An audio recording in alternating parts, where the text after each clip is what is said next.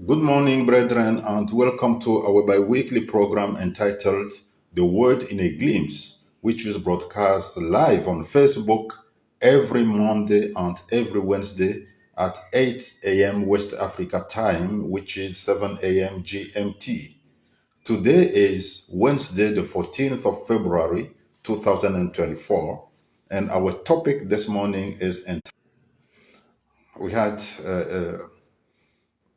a problem with the internet, but now everything is back. So I was saying that our topic this morning is entitled The Crossing of the Red Sea. The Crossing of the Red Sea. This is our topic this morning, this Wednesday, the 24th of February 2024. We're going to read a series of scriptures. We're going to start with Exodus chapter 3, verses 7 and 8. Exodus chapter 3, verses 7 and 8.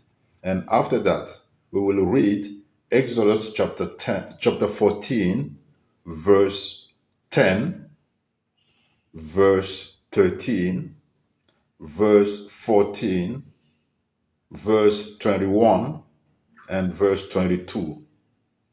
So let's start with Exodus chapter 3, verses 7 and 8. Exodus chapter 3, verses 7 and 8. Let's read. And the Lord said, I have surely seen the oppression of my people who are in Egypt, and I have heard their cry because of their taskmasters, for I know their sorrows.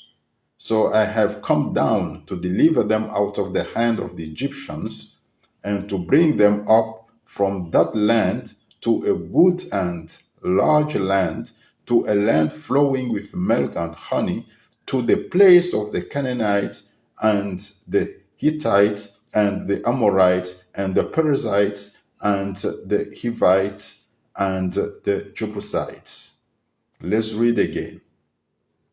And the Lord said, I have surely seen the oppression of my people who are in Egypt, and have heard their cry because of their taskmasters, for I know their sorrows.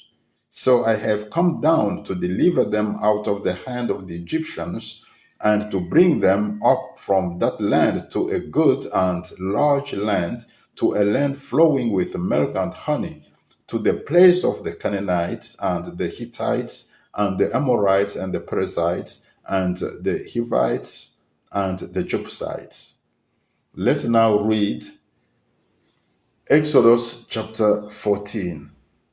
We're going now to chapter 14. We're going to read verses 10. Exodus chapter 14. We're going to read verses 10, 13, 14, 21, and 22. And when Pharaoh drew near, the children of Israel lifted their eyes, and behold, the Egyptians marched after them. So they were very afraid, and the children of Israel cried. Okay, let's read again, verse 10. And when Pharaoh drew near, the children of Israel lifted their eyes, and behold, the Egyptians marched after them. So they were very afraid, and the children of Israel cried out to the Lord. Let's now move to verse 13. And Moses said to the people, do not be afraid, stand still and see the salvation of the Lord, which he will accomplish for you today. For the Egyptians whom you see today, you shall see again no more forever. And now, verses 21 and 22, we're going to read. Then Moses stretched out his hand over the sea, and the Lord caused the sea to go back by a strong east wind all that night, and made the sea into dry land, and the waters were divided. So the children of Israel went into the midst of the sea on the dry ground, and the waters were a wall to them on their right hand and on their left. So, you see, the Lord God told Moses that he, God, has seen the suffering of his people, the children of Israel. He told Moses that he, God, has heard the cry of his people, the children of Israel.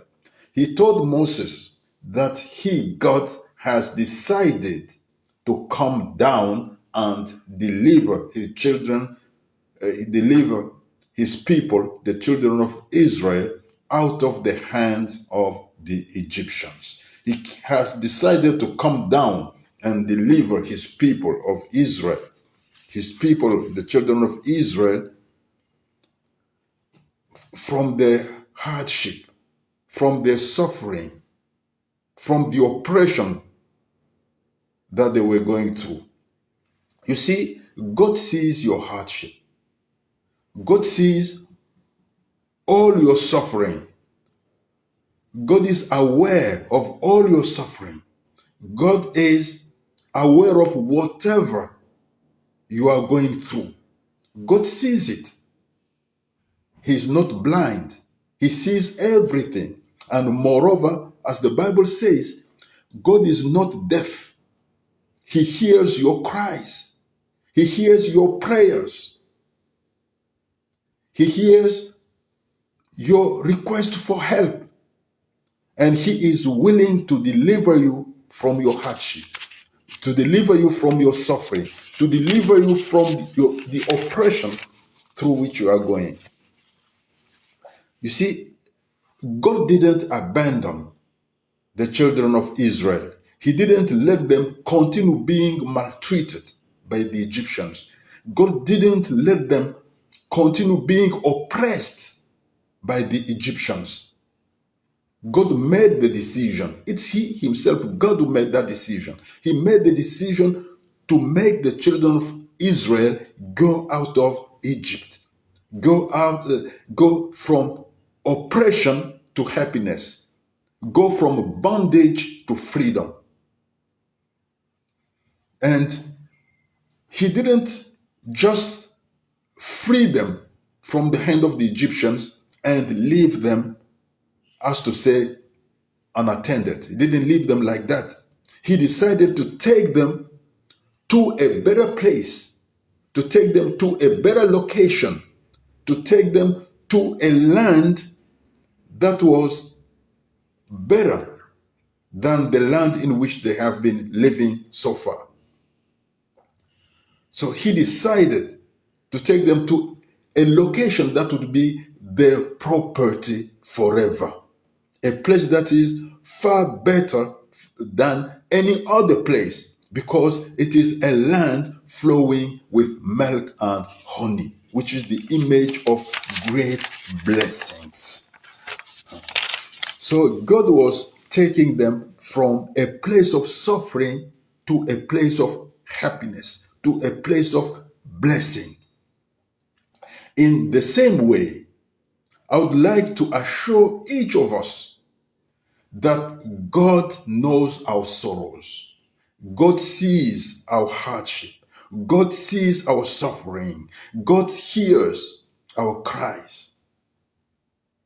And we too are God's people. We, born again Christians, are God's people. We are God's children. And He cannot leave us in that suffering forever. So we are part of God's people, thus He cares about us in the same way as He cared about the children of Israel. He sees our hardship and He has decided to deliver us from that hardship. He has decided to put an end to our suffering. He has decided to put an end to our cries and tears. And He has decided to deal with our situation in the same way as He dealt with the situation of the children of Israel. exactly in the same way. So he will not leave us unattended. He will not just take us from that suffering and leave us like that. No, not at all. He will take us from hardship to blessing. God will take you, will take me, he will take everyone, each of us, from suffering to blessing. This is what he wants to do with us. He will take us from suffering to happiness. He will take us from lack to abundance. He will take us from poverty to prosperity. You see, Jesus himself said this. He said that he has come so that we can have life and have it more abundantly. So Jesus has come so that we can experience abundant life. He has come so that we can be prosperous. Jesus has come so that we can enjoy prosperity. He has come so that we can live a blessed, prosperous life. This is why Jesus has come. It's Jesus himself who said it. So as we read concerning Israel, going from Egypt, going out of Egypt to Canaan, the land flowing with milk and honey, the land of blessing, the land that would be the property forever. Going from Egypt to Canaan wasn't a straight and easy highway. It wasn't an easy trip at all. Pharaoh didn't let them go out of Egypt that freely. No. He said, go, you go. But in fact, he didn't want them to go. He followed them. He wanted to prevent them from leaving Egypt. He wanted to prevent them from escaping oppression, from escaping bondage, from escaping slavery. So you see, you cannot go from hardship to happiness without any opposition. You cannot go from poverty to prosperity without any opposition. There will always be people or circumstances that will always be trying to hold you back into hardship, to hold you back into poverty, to hold you back into lack, to hold you back into suffering. Always. Why? Because Satan will never let you come out of your poverty. He will never let you come out of your current suffering, of your current situation of oppression. He will always seek to keep you in misery. This is what satisfies him, keeping you in misery. Yet you have to resist him and to fight him. All that counting on God. You have to count on God. God himself will fight for you if you commit yourself to him. If you abandon yourself in his hands, he will fight for you. This is what Moses told the children of Israel. To keep still and see the salvation that God is going to give them on that day. The miracle that God is going to perform for them. So the children of Israel had to continue moving. This is what God says. God told Moses, tell them to move forward. Moving where? To the Red Sea, because the Red Sea was in front of them. Canaan was in front, not behind. Pharaoh was following them. So Pharaoh was behind them. And behind them, that was Egypt, the land of suffering, the land of bondage, the land of hardship. But Canaan, the land of blessing, the land of happiness, the land of freedom, was in front. Anyway, Pharaoh and his army were behind them, and it wasn't for their good that he was behind them. But the problem is, in front of them where they were supposed to go to Canaan, in front of them, there was a very big obstacle, the Red Sea. And they couldn't sail the Red Sea. They had no ship. They couldn't just walk on the Red Sea like that. They didn't have any ship, so they couldn't cross the Red Sea like that. So the children of Israel have come at a place where they didn't know what to do. In front of them, there was the Red Sea. Behind them, there was Pharaoh with his dreadful army. Where should they go now? What should they do? They didn't know what to do. So what did they have to choose at that time? Because in any way, according to what was logical, that they had to die, either by drowning in the Red Sea or by being slaughtered by Pharaoh and his army. So what did they have to choose now that they were facing that situation? Dying by drowning or dying by the sword? There is always a time in our lives when we find ourselves at a stalemate. We can move neither forward nor backward. And at the same time, we cannot stay at the same place. Moving forward is highly dangerous. And moving backward too is highly dangerous. And even not moving at all is very dangerous. And we find ourselves at such a place, at such a situation. The only thing that we have to do at such a time is to cry to God, to cry out to God, because He alone has the accurate solution for every situation. God has an accurate solution for every situation. And when we cry out to Him with a very sincere heart, He will act. He will come to our help. So following God's instructions, Moses stretched out his hand, as we read. Moses stretched out his hand over the sea, and he made the Red Sea be parted into two. Because he followed God's instruction.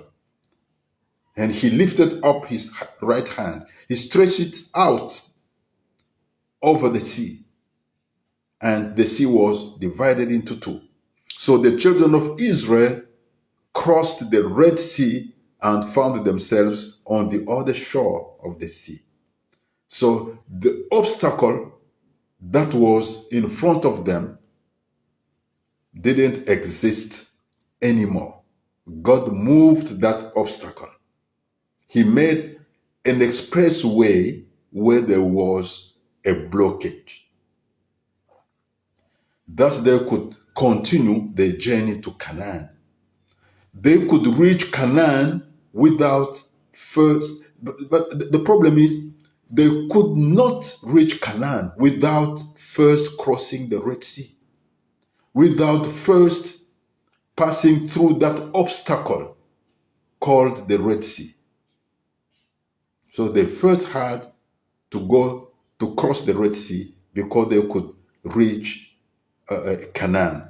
So you see, the Red Sea represents all the hindrances, all the obstacles, all the situations that we may encounter on our way to blessing, on our way to freedom, on our way to happiness, and which seem to be unsurmountable. All that we have to do is cry out to God. When we encounter such a situation, we just have to cry out to God, and God will act through us. Sorry. Moses lifted his hand over the sea to divide it into two. Lifting the hand is a symbol of using the power that God has put in you. So you have to lift your hand to move away the obstacle, the hindrance that is preventing you from entering your happiness. So you have to use the power that God has put in you. You must command lands. You must command situations. You must command circumstances to do what you want them to do according to the will of God and to produce the result that you are expecting. You see, when you do that, Satan will be obliged to obey. And he will set aside and let you go. You can't reach your happiness without first crossing the Red Sea. Dear brethren, we have come at the end of this teaching, the crossing of the Red Sea. God bless you abundantly beyond all your expectations.